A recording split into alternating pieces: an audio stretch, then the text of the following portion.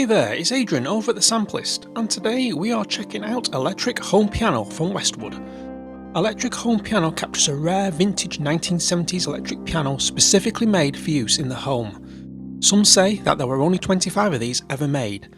This is not just a faithful recreation of an electric piano, and there are some wonderfully captured textures that take this sample library into completely new sonic space. The interface is laid out in an easy to understand fashion, allowing you to create your own patches with relative ease. Electric Home Piano downloads at 3.7GB, but you will need at least 7.4GB of space during the installation. The library is compatible with the full version of Kontakt or the free Kontakt Player version 6.6.1 or above.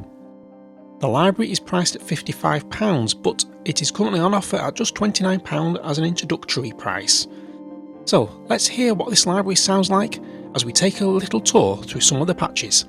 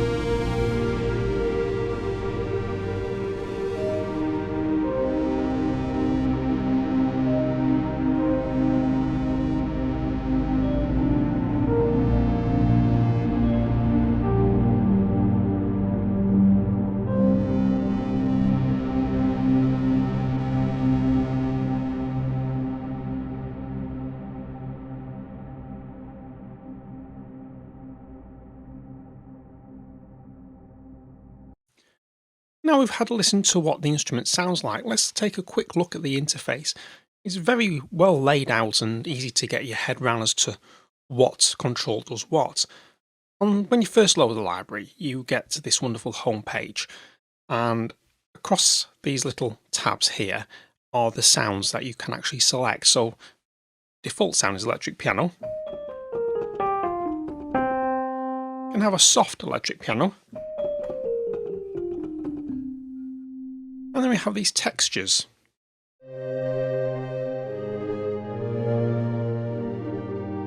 Now if I want to blend these electric piano with some of the textures, all I need to do is hold shift on my keyboard, and as you move your mouse over it, the buttons are highlighted. So if I want to put a bit of Joanna in there and electric piano together, so that's 3 sets of samples playing together.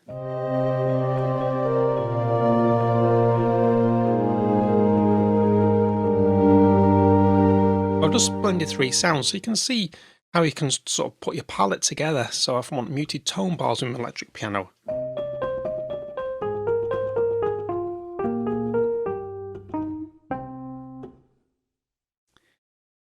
and if I click on the little top right hand corner here, there's a little sort of like notepad.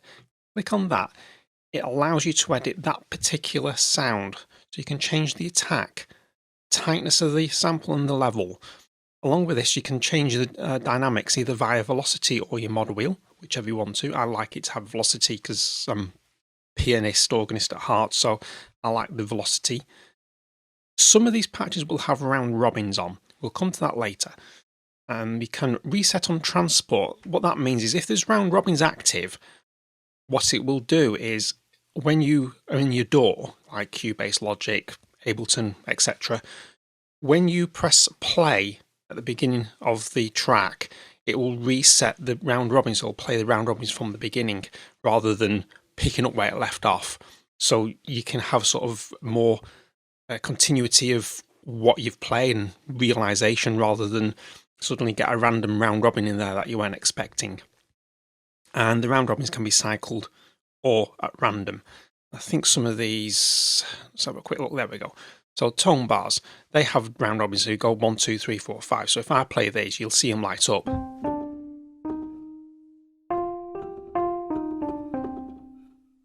So that's your round robins. Some of these will can change your release on.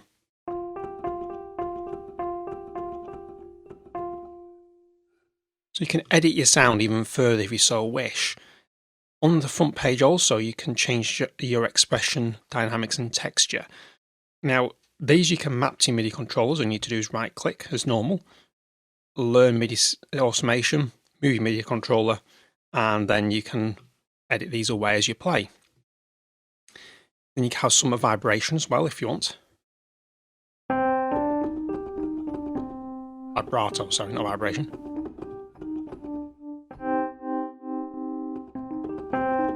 And then you got your speed, so it alters the speed of the vibrato. So you can all go Oxford warble if you want.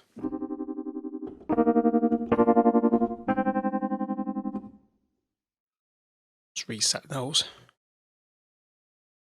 Then we have the mic positions. Now there's 2 pages to mic positions, 1 and 2.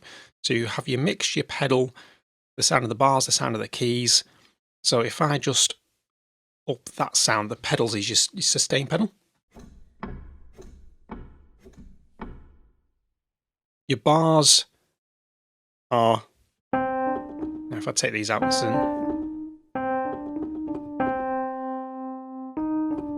and then the little ticky noise, your keys. So you can have a cleaner sound, or you can have a more intimate sound. On the next page, you can bring in some tape, cabinet, alter sort of like the room sound. And we also have, now I've just got to remember what this is called now. It is called, and we also have a goal, which sort of gives this effect. If we just pull the slider up to play.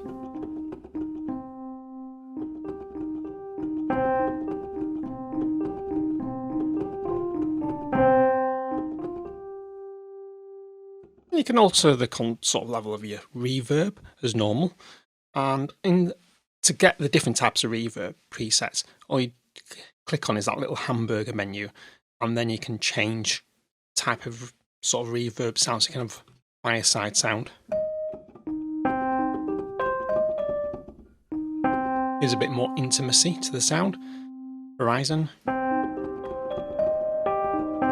Sort of a far off distant tone.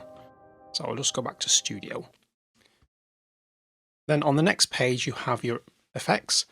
You can use your normal EQ, delay, and change the width spread, and the reverb. Again, you can change the reverb there.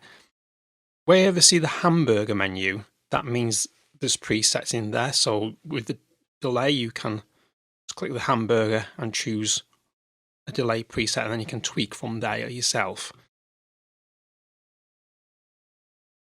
Now, Westwood have got a unique trans-pitch control. This allows you to sort of one-click pitch shift the samples up and down, and it sounds like this actually.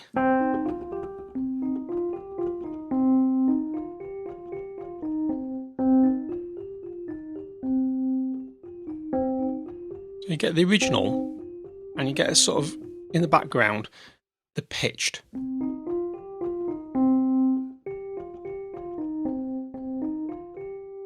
It's really handy. Now, the only thing to note is that this is available in 2 semitone intervals up to a full octave, but the higher range of the instruments will be reduced. So, as it says on the website, if you set a setting of 6, it will remove the top 6 semitones. So 6 top semitones of the keyboard here. So you just got to be careful as to how much you do if you're playing high up the keyboard. We then have some more settings to play with. So you can turn the key switchings on and off. These are down the bottom here. So if you map these to a controller, sometimes they can interfere. So what you can do, you can just turn them off, which is quite handy. You can also change the key switch position if you so wish. Just move them up and down. But you are limited, obviously, to the white bits, because you need the blue bits. The blue bits are your 88-note keyboard, so you need those to play. You can purge unused articulations, auto-purge microphones. So basically, that's when you turn a microphone off or down on the volume. So I'll just quickly switch back. So if I turn these down to the bottom here where they are, it will purge automatically the samples. And then you can change your velocity curve. So you can have if your keyboard's quite sensitive, you can change it to a low. Linear is like normal. And then high, it will just basically play full volume all the time enough. With the slightest touch on my keyboard. Some keyboards will have a heavy action and will need high. So that's a quick look through the interface. Now we'll have a listen to what this sounds like in the context of a composition.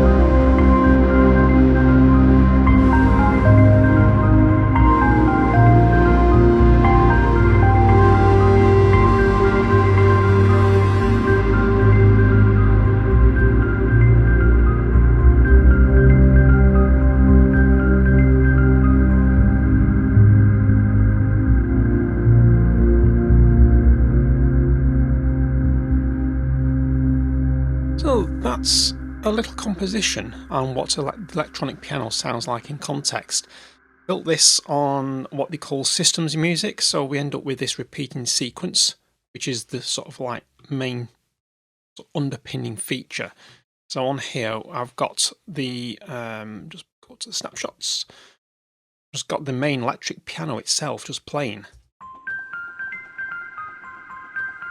And all I've done is just tweaked the reverb.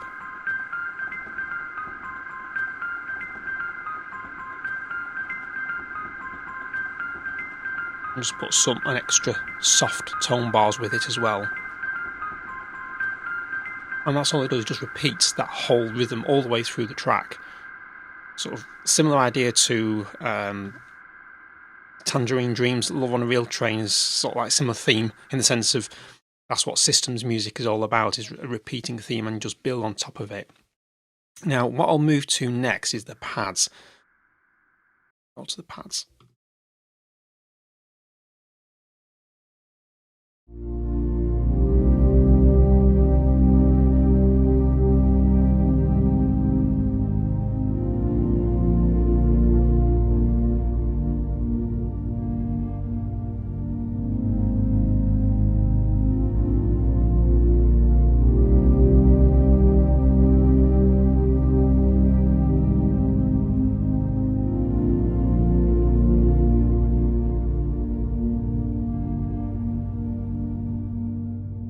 That's all it does, just nice, simple, nothing out of the ordinary.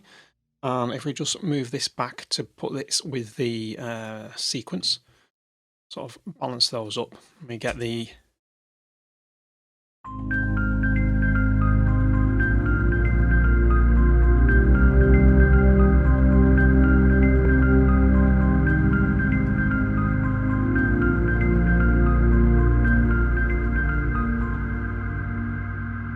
so those two balanced together sound really nice. And what we do underneath is just play a little bass sequence. It's nothing fancy, nice and simple.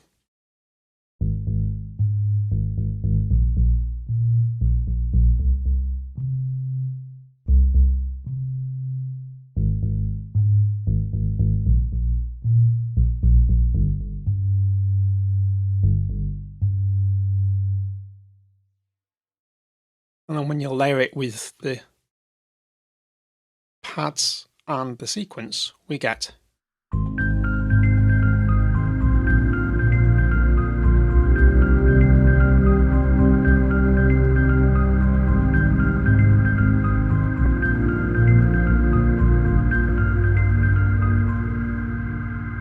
and then what we did for the leads, we laid these. So on the first one, we have just the electric piano itself, nothing extra. And on the second one, we have the last resort. So what we'll do, I'll just solo the last resort.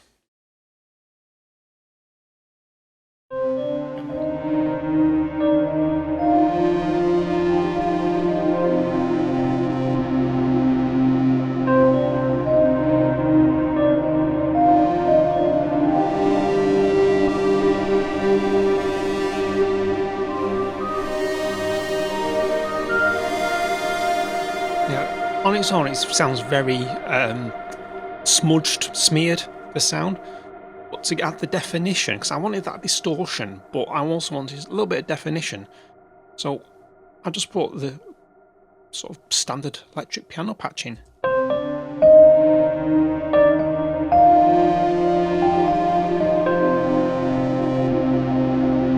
if we bring the pads in,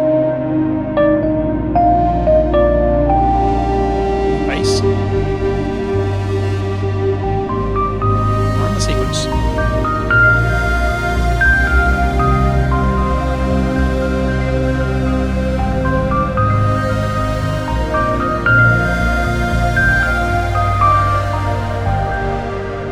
Now the key with this style of music is to keep it building and keep it building until it hits sort of like a pressure cooker peak.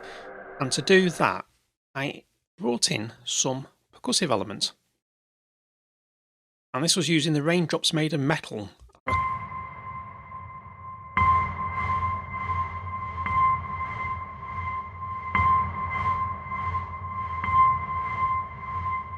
I'll just pause there for a minute on my speaking because I wanted to let you hear the sound. All I've done with that was take the Raindrops Made of Metal and just tweaked the delay a little bit, just to put it on a haze with Nightfall, and that gives you a nice shimmering effect. So when you put it all together, you end up with this.